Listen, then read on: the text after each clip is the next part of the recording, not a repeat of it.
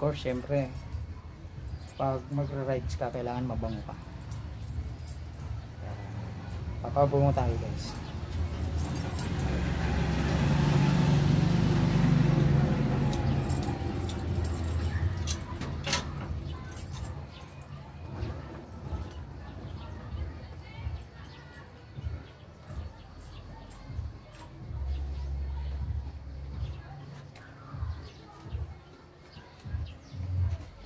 Kompleto naman tayo ng gear.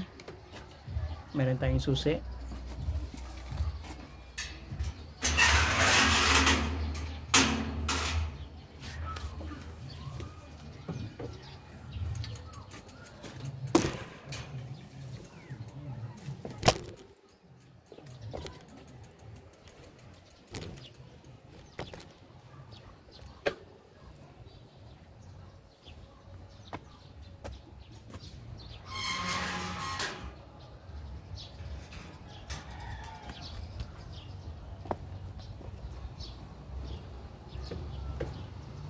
Okay guys, let's go.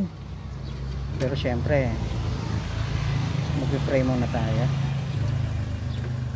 Bakit kaya?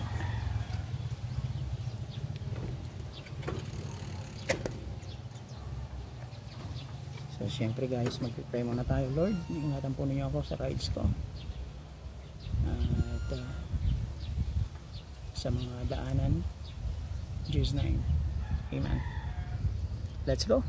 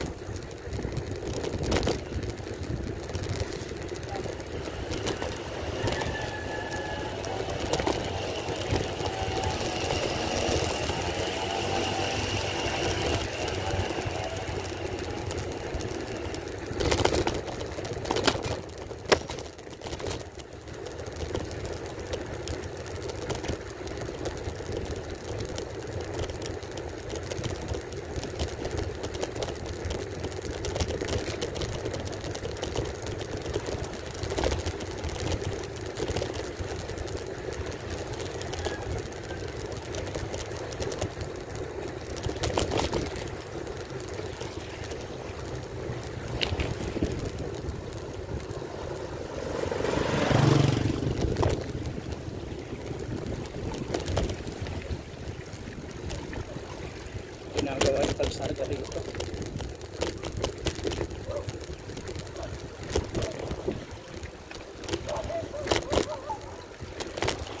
Medyo magalak kasi dito ko nilagay sa hindi sa gas. So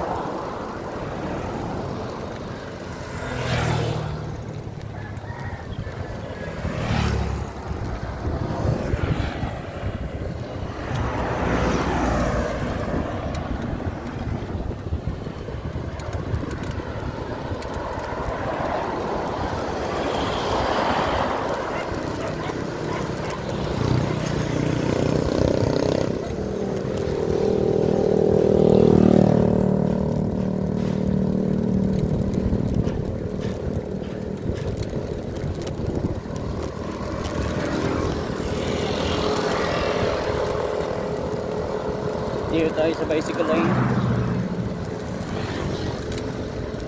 Kasi nung nagmumotor ako nakita ko to.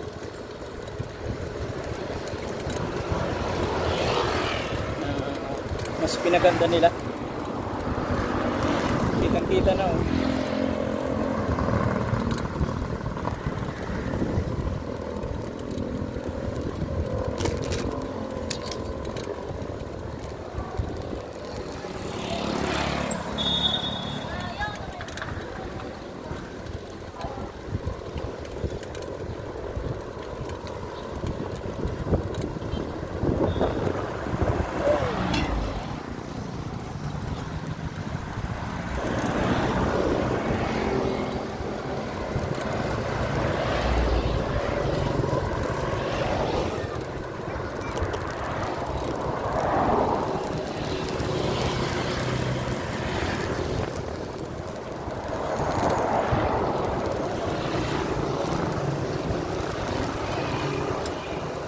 Guys, di ko na on yung ano guys,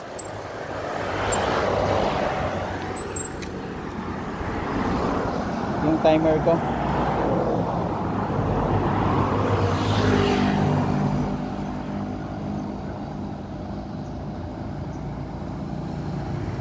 Okay.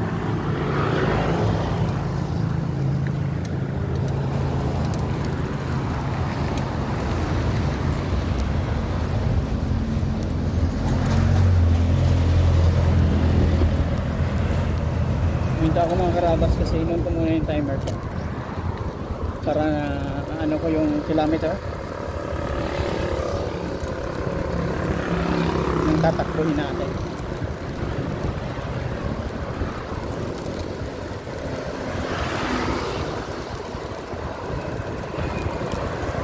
Time change 3 PM.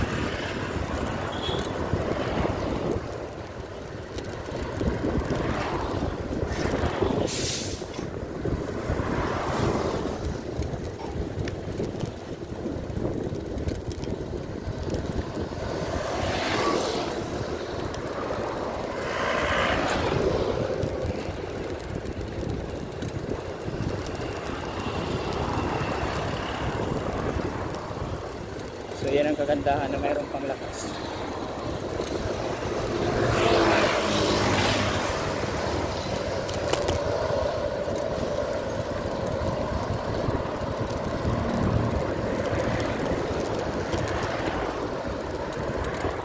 Ito ang kagandahan na binibigyan mo tayo ni Lord ng lakas.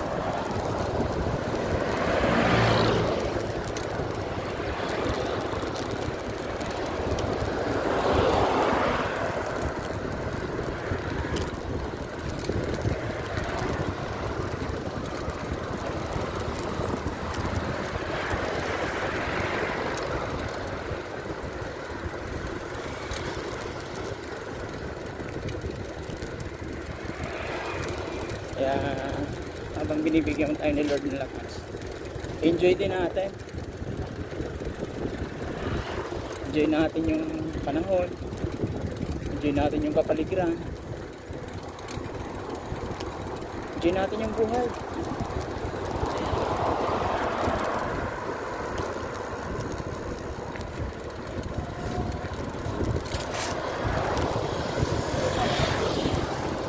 Wag lagi nakasimangot guys. Problema minsan dumadaan lang eh. Diba? Diba? Parang bigla akong naging seryoso. Diba? May mga nakaparada kaya sa bicycle lane. Kaya labas tayo.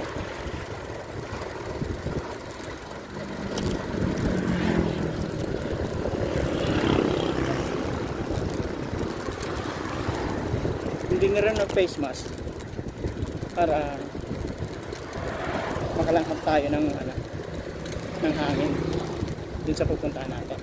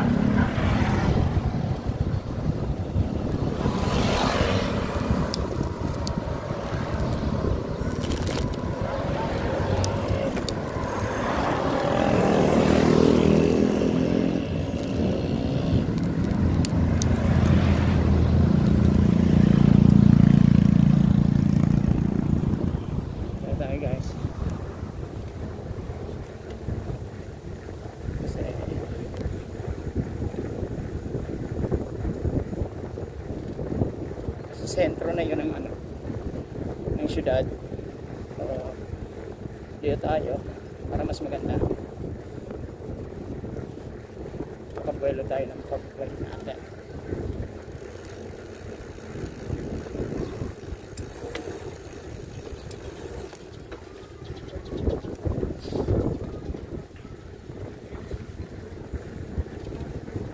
Meron din tayo rito ng sign. Ada.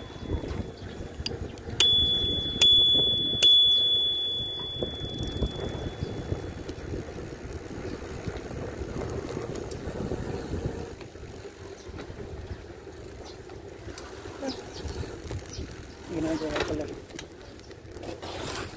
Ano sa kaya tayo?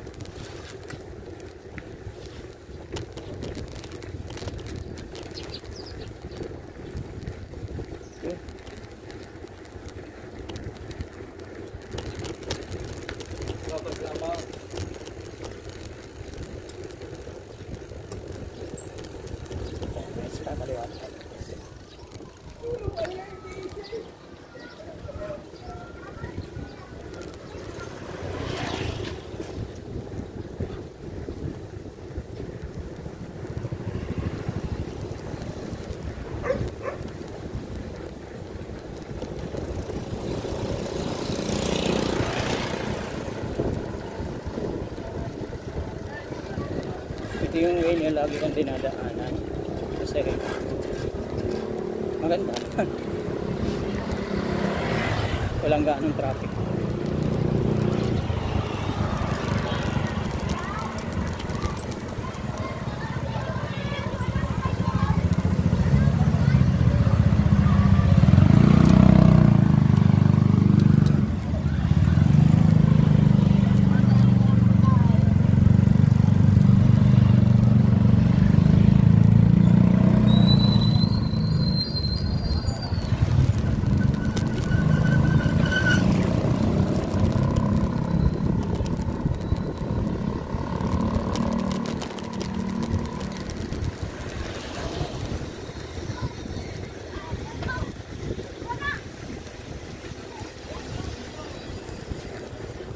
Malaking bagay sa ano natin, sa health natin to eh.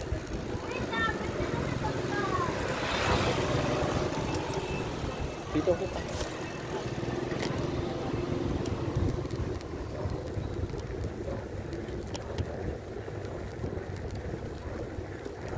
hindi ko kasi alam kung saan pupunta yung ano, nakamotor.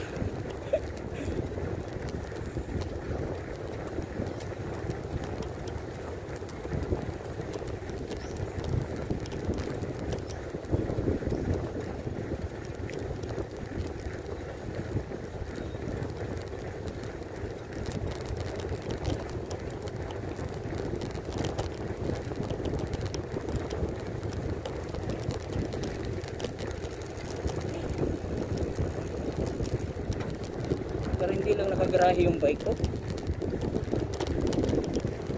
Pag maganda pa na ako yan, pagkagaling sa work, sa trabaho, ganito lang, relax, chill.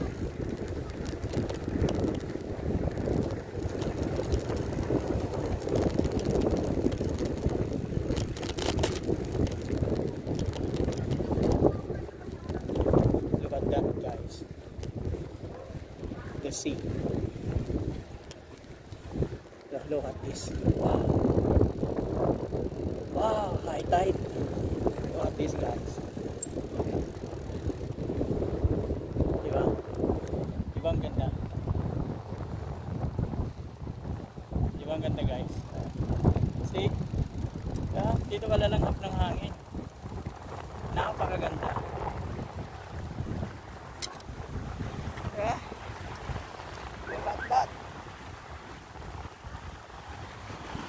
See that? Mga bagay na makikita mo sa nature, no? Yan, ito. Lalim ng dagat. Kasi may naka-high tide siya. Natalsik ng alon, no? Ayos. Tapos dun guys sa ano, may nagba-basketball. Ayan guys. Kasi ano siya. Ayan guys, ginagawang barko yun. Ito naman lalao to mamaya. Malamang. Kaya tingnan mo guys, ang ganda. Diba? Ito yung mga minsan namimiss ko rito sa lugar na to. Pagkagaling minsan ng Maynila or kung saan man ako nang galing, pagka umuwi ako ng Bicol, dito talaga ako pumupunta sa lugar na to, sa Albay, sa Tabaco, diba? Which is ito rin ang bayan ng papa ko, no? So pagkahapon maraming nag-aano rito, maraming tatambay. Ganda, no? Lakas pala ng alon. Yung kabila na yan guys, kabila ng islang yan na nakikita nyo, yung isla na yan, Pacific Ocean na yan. So ito yung parang Lagonoy Golf ba ito, diba? So yan. So ito guys yung nakakamiss. Ito yung boulevard dito, parting ano ng Tabaco, barangay ng Tabaco. It is napakaganda. Dito nare-relax ako rito eh. Minsan tatambay din kayo sa mga ganito guys. Nako, marirelax kayo. Minsan napakaraming problema minsan sa trabaho, napakaraming problema sa paligid. Ngayon, lalo ngayon, malapit na eleksyon. Maraming problema kung ano nang bababasa mo sa FB. Eto guys, pumunta ka na lang dito sa ganito. Napakaganda pa. Diba? So dito ako nagbabike. So pupunta ko rito for biking. So natatalsikan tayo guys ng ano, ng tubig, ang alon ng tubig. For biking, sometimes nagmumotorsiklo ako papunta rito, pero sa ngayon mas prepared ko na ginamit yung bike. Ginamit ko yung bike kasi exercise na rin. Matagal akong hindi nakapag-exercise. Matagal akong hindi nakapag-unwind. So ito ngayon, yeah, pwede rin maligo dyan. So minsan siguro magdadala tayo ng ano, maligo tayo dito. Pwede rin dito maligo, I know. Kasi malalim to eh. Sa mga marunong lang lumangoy syempre. Mas gusto ko minsan maligo ako sa maraming alon, yung malalakas ang alon. Kasi yung current niya, yung parang sasagupain mo yung current niya. Exercise pa rin yun. Anyway, alam ko sa inyong mga lugar baka mayroon din ganito. Kung walang ganito, pasyal kayo sa mga may ganitong lugar. Lalo ngayon summer, no? Ngayon summer, napakaganda na talagang mamasyal sa mga ganitong lugar. Yes, napakaganda. Lakas ng hangin. Talaga napakalakas ng hangin. Talagang malalanghap mo talaga yung hangin. Excellent. Napakalakas ng hangin. Sarap.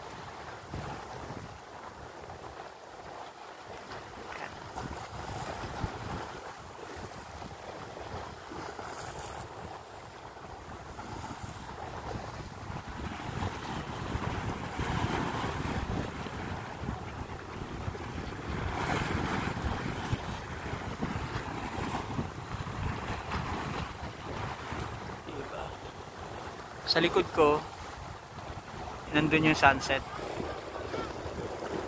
Sa likod ko. Kita niyo yung barko. Bangka. Sa likod ko, nandun yung sunset.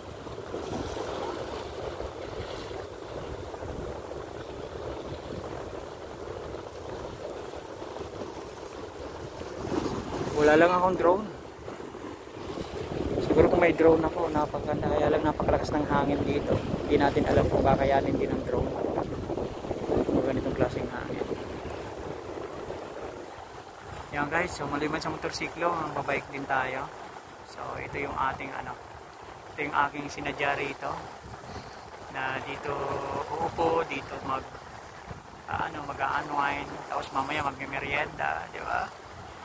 Kakain ka rito sa tabing dagat. Wow, napakasarap. Napakasarap.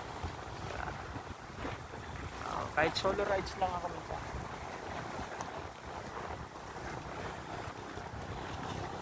Kahit solo rides lang ako minsan, ginagawa ko yun. Kasi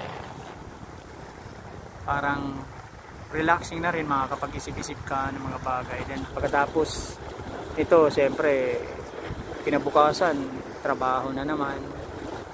Kinabukasan, busy ka na naman, diba? So, mga bagay na napaka-importante sa ating buhay ay makakita ng ganitong klaseng nature, karagatan. Is God's made at hindi ito artificial. Diba?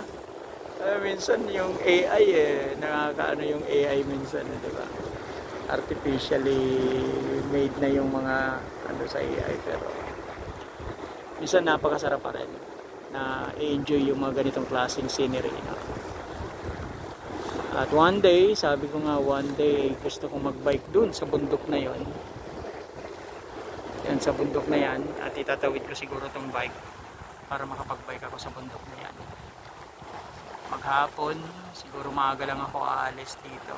Possible magtatanong tayo rito kung anong oras yung then makakapag tayo dyan, makakapag-explore tayo dyan pagka walang paasok. Paano guys?